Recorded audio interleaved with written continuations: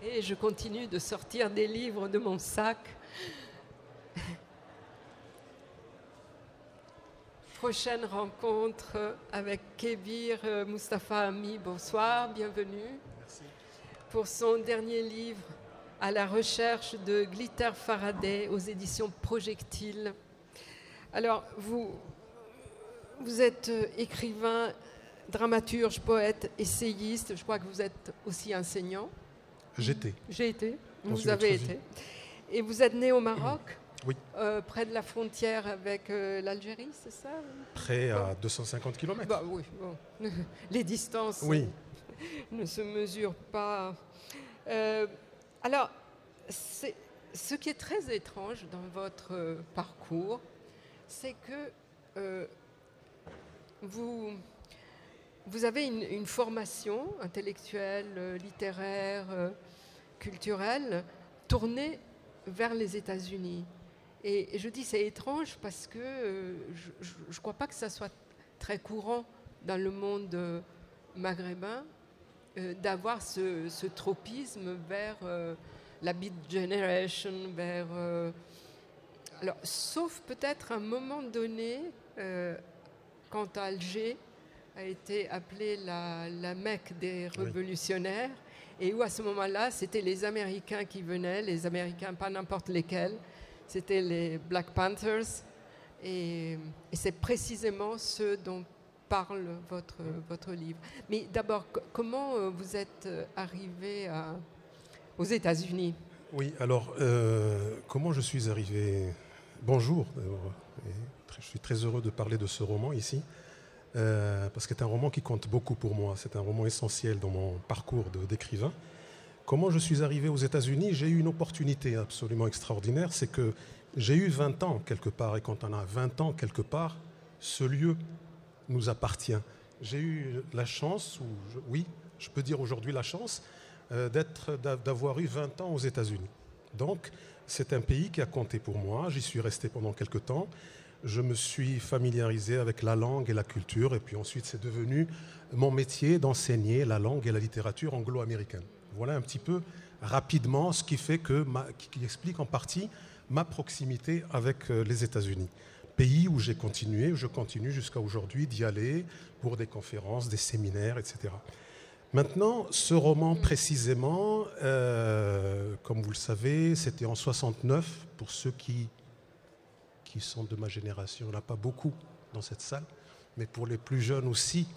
Et il faut savoir que l'année 1969 n'a pas été simplement l'année où les Américains ont posé le pied sur la Lune. Mais c'était aussi un moment extraordinaire où il y a eu un festival absolument inouï, le festival panafricain, où tout ce que l'Afrique comptait dans le monde, je dis bien l'Afrique, ce qu'elle comptait dans le monde, c'est-à-dire non seulement en Afrique du Nord, en Afrique subsaharienne, dans les îles, mais ailleurs, en Amérique, etc., s'est retrouvé pendant 2 semaines, voire 3 pour certains, à Alger. Alors, je suis parti, comme vous avez eu raison tout à l'heure de dire que j'étais au Maroc à 240, 250 km, mais on ne compte pas quand on aime, hein, parce que ce sont 2 pays importants pour moi. L'Algérie et le Maroc, ce sont 2 pays qui comptent. Vous imaginez le pays du père et le pays de la mère. Hein, je ne choisirais pas, comme dirait l'autre. Bien. Et donc, j'ai sauté dans le train. J'avais 17 ans, tout simplement. J'allais sur mes 17 ans, en juillet 1969. Et on a sauté dans le train avec mon frère. Vous voyez qu'il y a eu un temps où les frontières étaient ouvertes entre Algérie et Maroc. On pouvait sauter dans le train à Tsaza. On changeait de train à Oujda, 220 km plus loin, et puis on pouvait continuer jusqu'à Oran et jusqu'à Alger. On s'est retrouvés à Alger, et ça a été vraiment un des plus beaux étés de ma vie. On a eu la chance, donc à 17 ans, vous vous rendez compte, mon frère avait 18 ans, et on s'est retrouvés là à écouter, à voir, surtout, voir et écouter Nina Simone, Archie Shepp, Manu Dibango, Myriam Makeba.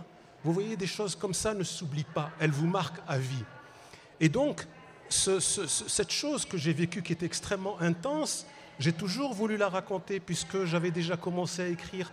Mais allez raconter des choses aussi importantes qui sont tenues en vous, qui sont Vous connaissez toutes ces histoires tumultueuses qu'il y a en Afrique du Nord entre Algérie et le Maroc. Vous pouvez imaginer comment on peut les vivre quand on les vit de l'intérieur, quand, je disais tout à l'heure, père et mère sont partagés entre ces deux pays, etc. Et puis quand, avec mon frère, puisque nous avons fait ce voyage, et j'avais cette dette vis-à-vis de ce frère, je voulais raconter cet été, et il m'a fallu donc compter un petit peu. J'ai commencé à écrire cette histoire en 2016, donc il m'a fallu un peu plus de 40 ans, voire 50 ans pour commencer à écrire cette histoire. Oui, donc on entend bien quel est le motif intime, personnel qui vous a habité et qui vous a conduit à écrire ce livre. Mais en écrivant ce livre, vous mettez en lumière, ou vous remettez plutôt en lumière, un épisode, un moment de l'histoire algérienne et plus largement l'histoire, disons, de tous les mouvements révolutionnaires de ces années 60-70, qui est complètement oublié, ou presque oublié, non ? Oui, je pense, en tout cas par le oublié, disant que les plus jeunes ne connaissent pas cette histoire, cette partie de l'histoire. Oui. Hein. Mais les gens de ma génération, pour certains, ont oublié ou ont voulu oublier, parce que c'est tellement triste ce qui est devenu Alger, ce qui est devenu l'Algérie. Le désenchantement. Oui, il y a un désenchantement, absolument. D'utopie. C'est ça. Et alors, pourquoi, justement, aujourd'hui, vous avez eu envie, il se trouve que les deux choses étaient combinées, enfin votre mémoire de souvenir de ce concert panafricain et l'histoire de ces mouvements révolutionnaires qui trouvent accueil, terre d'accueil vraiment en Algérie. Mais pourquoi aujourd'hui ? Quel sens ça a pour vous ? Parce que d'abord, très simplement, c'est une question de capacité. J'étais incapable. J'avais essayé de raconter cette histoire, mais je n'y arrivais pas. C'est pour ça que je dis qu'il m'avait fallu plusieurs décennies pour y arriver. Il fallait que la mémoire, elle mette un peu d'ordre dans les émotions. Il y avait des émotions en désordre. Et il a fallu trouver un petit chemin pour essayer. Parce que raconter, il faut être clair. Et je n'y arrivais pas. Il m'a fallu du temps. Voilà.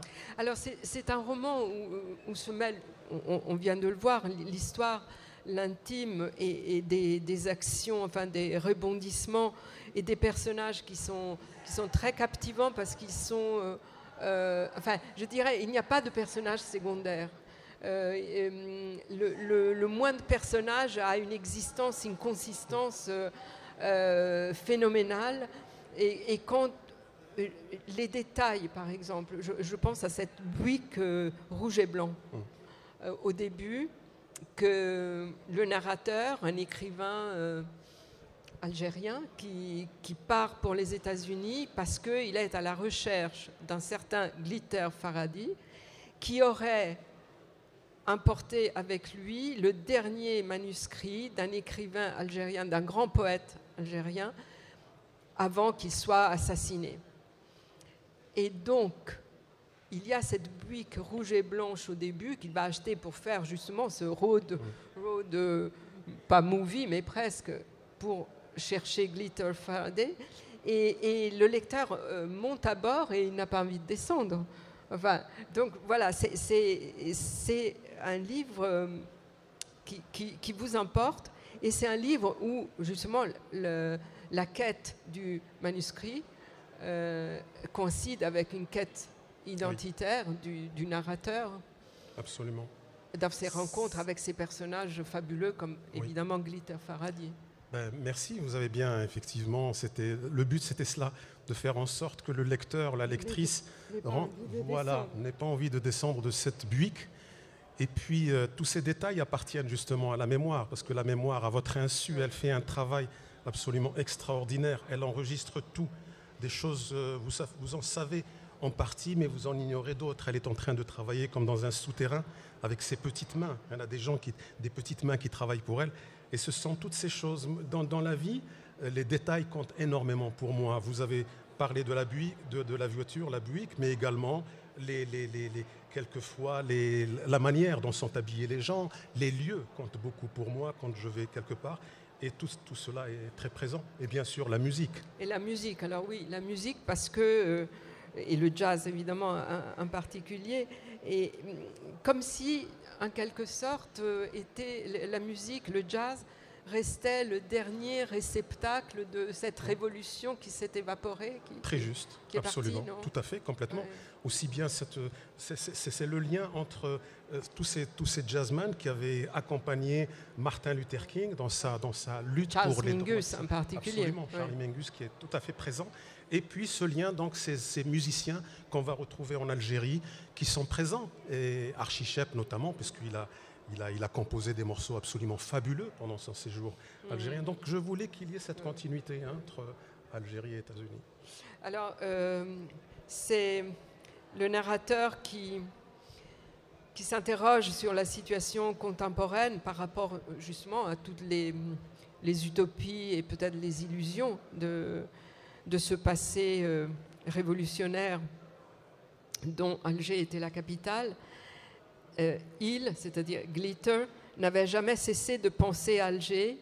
Je n'avais pas le droit, dit le narrateur, de lui dire qu'il ne restait rien de cette pauvre ville et que ses principes, joyeusement estropiés par des soudards et leurs affidés, avaient fondu comme neige au soleil. Vous parliez tout à l'heure de désenchantement. Ouais. C'est ça, c'est-à-dire que j'ai eu l'occasion de retourner en Algérie après 1969, notamment pour voir un petit peu de famille qui est restée dans divers points de diverses régions d'Algérie, du côté de mon père, et puis également parce que c'est un pays où j'aimais aller.